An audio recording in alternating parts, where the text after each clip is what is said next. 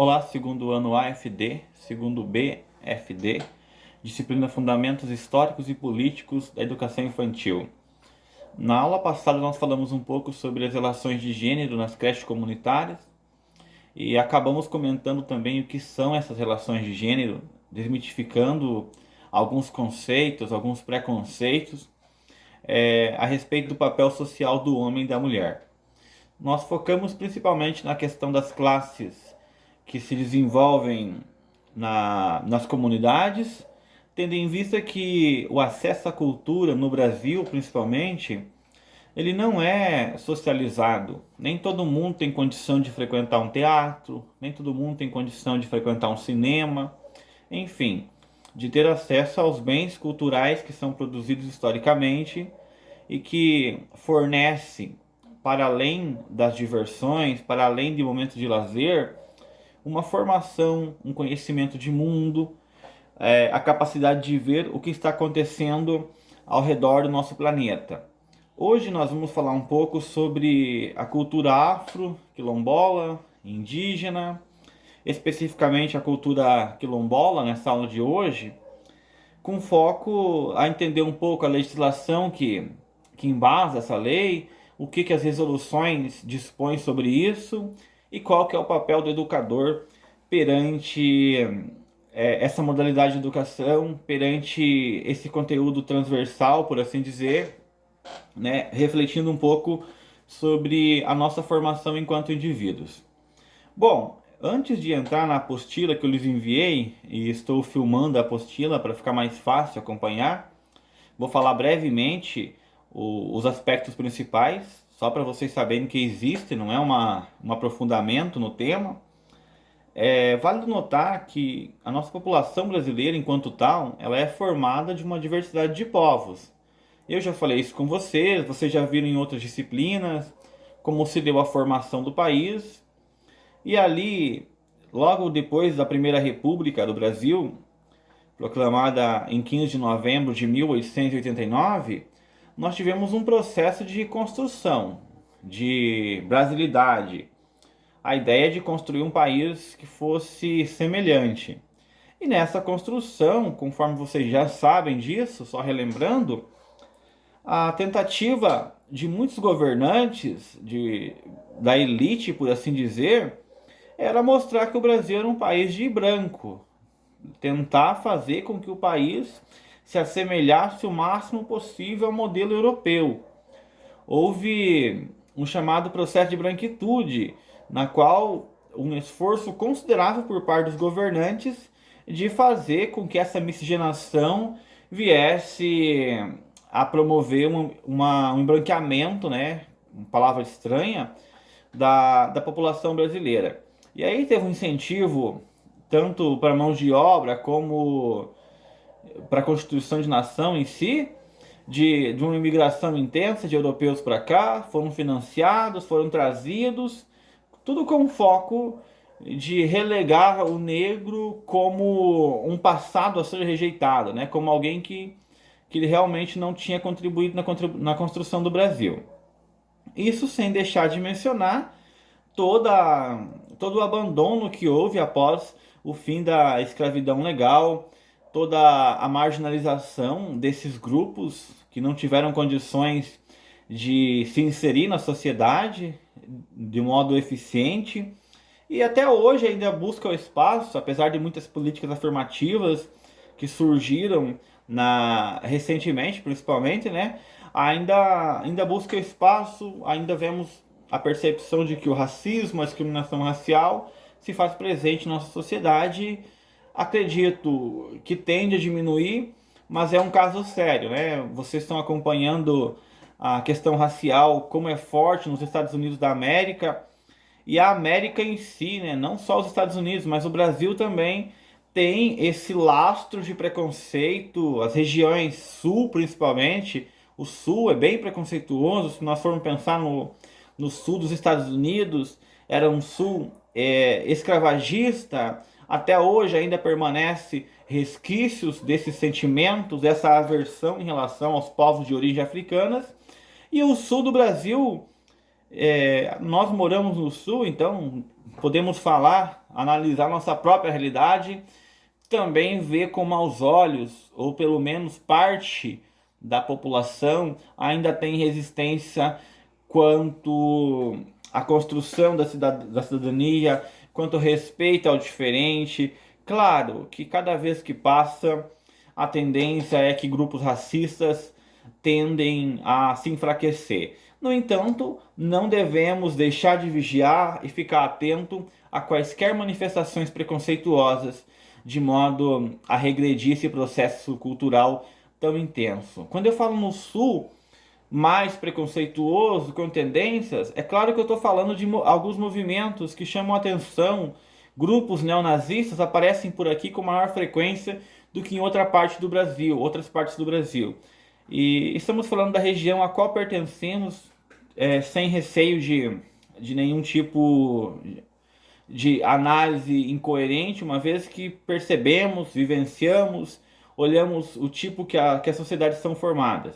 Bom, sem mais delongas, vamos entrar na questão da legislação apenas para comentar um pouco. A lei que embasa ali é a 11.645, que ela é de 2008, e ela vem no seu artigo 1º, ela modifica o artigo 26 da LDB 9394 de 96, que torna obrigatório o ensino da história e cultura afro-brasileira e indígena. O que essa lei em si ela significa? Bom, primeiro, ela é uma alteração da LDB. Essas leis que alteram a LDB normalmente alteram 1, 2, 3 artigos. São alterações pequenas, mas muito significativas. Quando você faz uma lei complementar e ela é alterada, significa que o assunto a ser abordado é um assunto relevante. Então, em 2008, a preocupação era como reduzir essa discriminação em relação aos povos indígenas e em relação à cultura afro-brasileira. Qual que é o problema de você deixar esse modelo de ensino de história, aqui no caso especificamente dessa lei, deixar o ensino de história unicamente nas bases do eurocentrismo? O problema é que o aluno que ia para a escola até anterior a essa lei, ele via falar do negro e do indígena sempre da perspectiva do dominante. Então, quem que falava do indígena? Quem que nos ensinava sobre como era o indígena, sobre suas funções, sobre seu modo de vida? Quem que nos ensinava sobre as populações quilombolas? É uma história contada pelos vencedores, como grande parte da história tem acontecido. Então, desde o século XIX, há um esforço para que não só vencedores, mas que todos tenham capacidade de contar a própria história. Qual que é o sentido, por exemplo, para fugir um pouquinho do tema aqui, de deixar que um europeu fale dos hábitos das populações indígenas? Ele não vai entender. Porque para o europeu, que já tinha passado por revoluções industriais, que já tinha passado por uma ética capitalista do trabalho, ele vê na população, nas populações indígenas, uma ética de certa forma, indolência. Uma população que não trabalha, uma população ociosa, que vive, que precisa ser ajudada. Ele não é capaz de ver para além dessa relação homem-trabalho nos moldes do capitalismo atual. Portanto, quando você estipula perante uma legislação que a história desses povos serão contadas na ótica deles, é possível você entender quais são os traços culturais. Para ficar aqui no exemplo indígena e poder já ir para a questão quilombola, se você olhar o indígena do ponto de vista do branco, da acumulação, da riqueza, da ideia de ter esses supermercados gigantescos, shoppings para comprar as coisas, se você pensar nessa perspectiva, a população indígena, as populações indígenas que são diferentes, para começar pelo nome, né? Nem indígenas, o nome indígenas é o nome dado pelo colonizador, que achava que tinha chego às Índias e resolveu chamar de indígenas, né? Populares da Índia.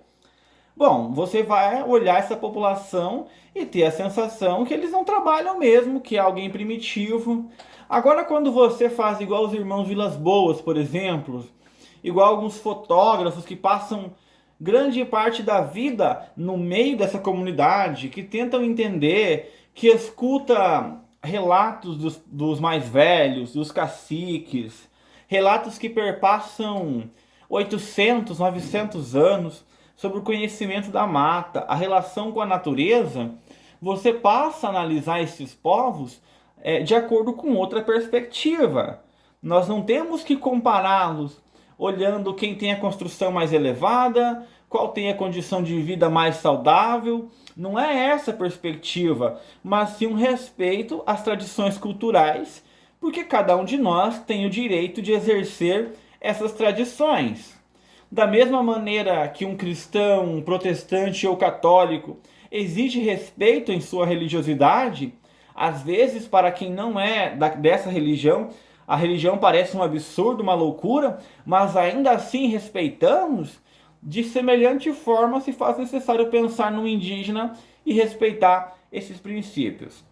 Bom, sem falar que cada indivíduo tem o direito de saber a sua própria história, de conhecer os seus antepassados.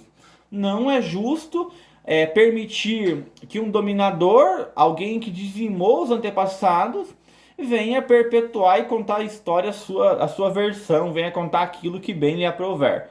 Se faz necessário que a história, que a própria pessoa seja capaz de se conhecer, e aí eles mesmos vão utilizar um conceito chamado autodeterminação dos povos, ou seja, nós mesmos contaremos a nossa história com base em nossas raízes e não mais baseados em relatos incoerentes e tendenciosos daqueles que contam porque têm interesses escusos por trás de seu relato. A Lei 11.645, a anterior a ela tinha 10.639 de 2003, fala sobre o mesmo tema. Enfim, eu deixei aqui os parágrafos dela aqui, né? Em relação à história da África, de como foi essas tribos. Abaixo, deixei para vocês, essa apostila eu vou lhes enviar.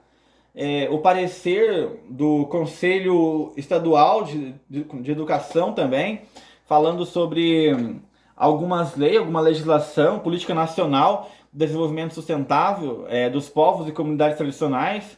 E aqui entra indígena, entra quilombolas, os ciganos eu não coloquei aqui também, mas a legislação prevê uma flexibilização da matrícula deles. Eles são chamados povos itinerantes. Tem momentos que estão numa cidade, tem momentos que estão na outra. Então essa legislação e esse parecer aborda também a questão dos ciganos e, enfim, mais uma diversidade de povos aqui que eu não citei todos, porque nós não temos tempo hábil para lidar com todos eles, né? E descendo ali na página 2, temos a definição deles, do que era, né? Você pode ver que o autor aqui, ó, é um autor de origem africana e a definição é própria, então não somos nós que estamos dando essa definição. O que significa quilombo. É interessante para quem tiver a oportunidade de se aprofundar que as raízes não são quebradas. É a mesma coisa que o judeu. O judeu, onde ele nasce, ele é judeu. Então, essa ideia dos quilombos, dos povos, se você nasceu aqui no Brasil, se um dia tiver a oportunidade de voltar para a África, a tua raiz, é possível você descobrir de onde vem a sua raiz e você vai ser muito bem recebido, não importa no lugar onde você tenha nascido. É como se fosse uma continuidade que ultrapassa as fronteiras, né? Nós aqui no Brasil temos essa ideia. O Brasil é reconhecido pelos brasileiros, se vai lá fora, é olhado de modo diferente. Então quem é judeu ou quem é partícipe de quilombo nunca perde essa tradição. Você está sempre vinculado com a terra-mãe, a chamada a África, né, o continente africano, e você é ligado, mesmo estando na América Latina, em qualquer região que você tenha nascido, essa relação de sangue, de etnia, ela permanece muito forte. E tanto que muitas pessoas tendem a ir para a África, buscar suas raízes, conhecer como era, a história de seus povos. os deuses ancestrais que foram suprimidos nesse processo de unificação, na tentativa de assimilar com o catolicismo para permitir uma religiosidade, o que foi feito no Brasil. Muitas religiões africanas tiveram que ceder um pouco suas divindades e inserir santos católicos. Então foi feito um aculturamento desse tipo de religiosidade. Então é muito interessante conhecer essas histórias para quem queira se aprofundar mais. A palavra quilombo, então, segundo a definição aqui, essa definição é do parecer, refere-se à associação de homens aberta a todos. Aí tem várias definições, né? E tem inclusive aqui alguns nomes, alguns povos importantes, da onde vieram. Abaixo também tem a descrição de vários locais onde esses quilombos foram feitos, por toda a América Espanhola também, não só na América Portuguesa. E aqui a constatação, né, que eu já tinha comentado com vocês em negrito, que a visão colonial ainda persiste nos livros didáticos, ou seja, a história do negro é contada em função do seu papel no projeto português de Brasil, no projeto brasileiro. Aqui a tentativa de apagar a memória afro-brasileira, apagar as resistências. Vale lembrar para vocês, se vocês forem retomar historicamente, vocês vão lembrar que cada habitante que veio para cá, que foi escravizado, ganhava um novo nome e era anexado ao catolicismo. Então foi feito uma tentativa de apagar toda a raiz possível. Separar famílias era muito comum. Você comprava as famílias e separava a mulher para uma fazenda, o marido para outra, enfim. Tudo na tentativa de evitar revoltas. E aqui o que eu tinha comentado com vocês também de negrito, não se trata de grupos isolados ou de população estritamente homogênea. Ou seja, não é o negro, não é o indígena, são vários, uma diversidade cultural gigantesca.